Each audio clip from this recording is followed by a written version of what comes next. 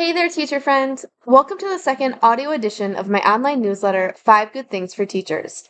I hope this episode finds you happy, healthy, and not too afraid to face the Halloween horrors that your middle school students are throwing your way this month. I also hope that once armed with the ideas in this holiday-inspired lineup, you'll be more than set to face their tricks and deliver them a few educational treats. I know you're busy, so let's dig in. In this episode, I'm going to tell you about new and improved brain breaks, graphic novel resources for Teach Graphix Week, my October first chapter Friday lineup, argument ammunition for independent reading time, and finally, classroom decor, some really great read signs. All right, first up, good thing number 1, brain break trivia games. I've spent countless hours in the last week updating the answer sheets for my brain break trivia games, and I am thrilled to say that these new and improved versions are now ready for you.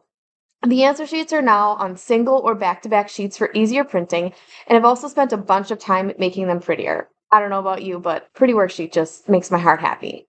Also, I've included a version that has both the questions and the answers on a single page, so if you want to skip over using the video to facilitate the brain break, that is now an option. Speaking of options, you have tons. You can grab just the Halloween set or the whole holiday pack. In the holiday pack, there are 8 brain break trivia video quizzes and answer sheets. The holidays covered include Valentine's Day, President's Day, St. Patrick's Day, Earth Day, Halloween, Thanksgiving, and 2 Christmas videos. And if you really want to plan ahead, you can get the entire brain break bundle, which includes 27 different quizzes and videos and answer sheets. As you look ahead and lesson plan for these chaotic days in the classroom, I hope that these brain breaks provide some fun and educational options for you to plug in. There are links for all of these resources down in the video description box. All right, good thing number 2, Teach Graphix Week. October 16th through 20th is Teach Graphix Week. I hope that by now you know that graphic novels are amazing.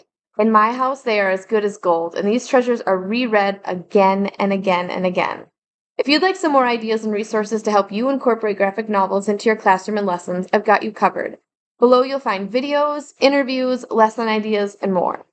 First up is a novel format video. It's an 8-minute video explaining the different formats of graphic novels, novels in verse, and prose novels. Alongside those descriptions, I also offer up a few examples of each. I also have linked my first chapter Friday graphic novel playlist. There are currently 11 titles there, and I'm adding more all the time. There is also a link for Scholastic Resources for Teach Graphix Week. They have interviews, giveaways, and a whole lot more set up on their website.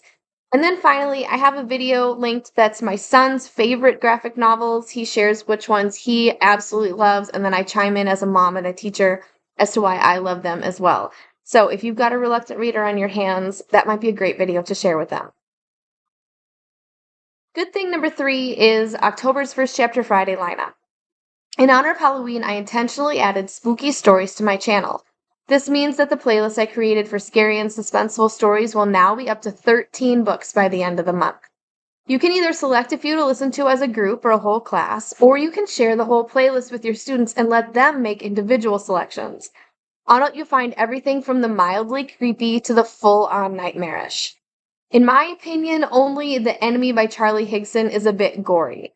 Everything is totally a school appropriate, and I'm kind of a wimp when it comes to this genre, so you can definitely trust my horror scale ratings and know that there's nothing on here that will freak anybody out too much. This month I'll be adding Shiver by Maggie Stiefvater, Our Teacher is a Vampire, and Other Not True Stories by Mary Amato, Between Monsters and Marvels by Alyssa Wishengrad, and Finding Baba Yaga by Jane Yolen. I'm super excited to announce that 2 of the books, Our Teacher's a Vampire and Between Monsters and Marvels, will have interviews with the authors. These are great conversations that I had, and I can't wait to share them with you.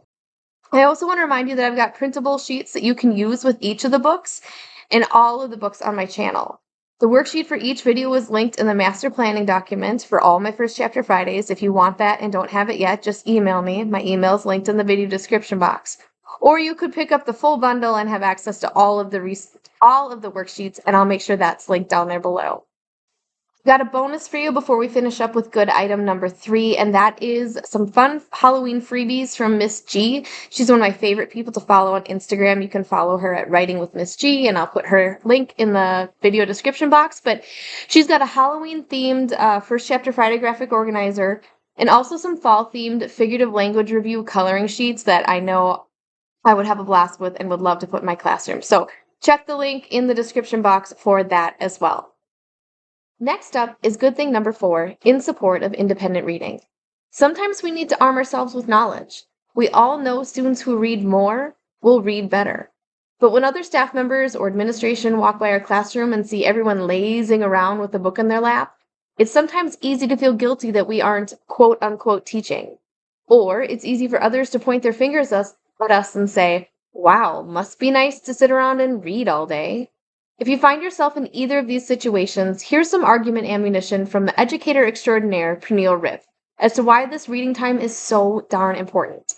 As Pernille said in her Instagram post, I know that the incredible benefits have been cemented years ago, but it appears that there are still many in education that need to be reminded of the importance of independent reading time. Gently, of course. So rather than rage against the proclivity of this question, I figured I'd just let the research do the talking. So here you are, further research that supports the use of supported independent reading for all ages. Then she goes on to share these pieces of research and evidence to prove her point. From Allington and Cunningham, independent reading is the most effective way to improve reading achievement, a study from 2014. The National Center for Education Evaluation and Regional Assistance said this in 2000. Students who read independently for at least 30 minutes a day scored higher on reading achievement tests than students who did not read independently. From Soleimani and Shabazi in 2019, students who read independently for at least 30 minutes a day had lower levels of anxiety than students who did not read independently. And finally, from Beck, McOwen, and Kukin in 2022, so very recently, students who read independently were able to better define and use new words, and they were also able to better write complex sentences. You guys, this is just so simple. Why are we not reading? Why are people giving us a hard time for using our free time reading? We need to have our students be independently reading. Okay, rant over.